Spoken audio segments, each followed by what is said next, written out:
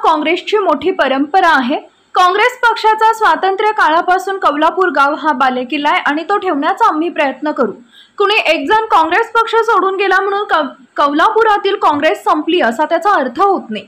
येणाऱ्या जिल्हा परिषद, पंचायत समिती आणि ग्रामपंचायत निवडणुका आम्ही काँग्रेस पक्षाच्या झेंड्याखाली खासदार विशालदादा पाटील आणि आमदार विश्वजितदादा कदम यांच्या नेतृत्वाखाली सक्षमपणे लढवून कौलापूर गाव पुन्हा एकदा काँग्रेस पक्षाचा बालेकिल्ला असल्याचं दाखवून देऊ, असं सांगली जिल्हा परिषदेचे माजी समाज कल्याण सभापती माननीय श्री सदाशिव खाडे व कौलापूर गावचे माजी उपसरपंच व विद्यमान ग्रामपंचायत सदस्य सौरभ पाटील यांनी उदय वार्ता न्यूजशी बोलताना सांगितले।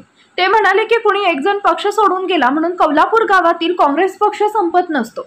गावातील काँग्रेस पक्षाशी एकनिष्ठ असलेले कार्यकर्ते आणि जनता सदैव काँग्रेस सोबतच आहे याची प्रचिती येणाऱ्या निवडणुकांमध्ये दिसून येईल। सध्या कौलापूर गावात शिवाजी पौळ, सुभाष जाधव, अशोक पवार यांच्यासह असंख्य कार्यकर्ते काँग्रेस पक्षाशी एकनिष्ठ आहेत आणि येणाऱ्या निवडणुकांमध्ये खासदार विशालदादा पाटील आणि आमदार विश्वजितदादा कदम यांच्या नेतृत्वाखाली कौलापूरमध्ये काँग्रेस पक्षाची ताकद दाखवून देण्यात येईल, असं सदाशिव खाडे व सौरभ पाटील यांनी सांगितलं।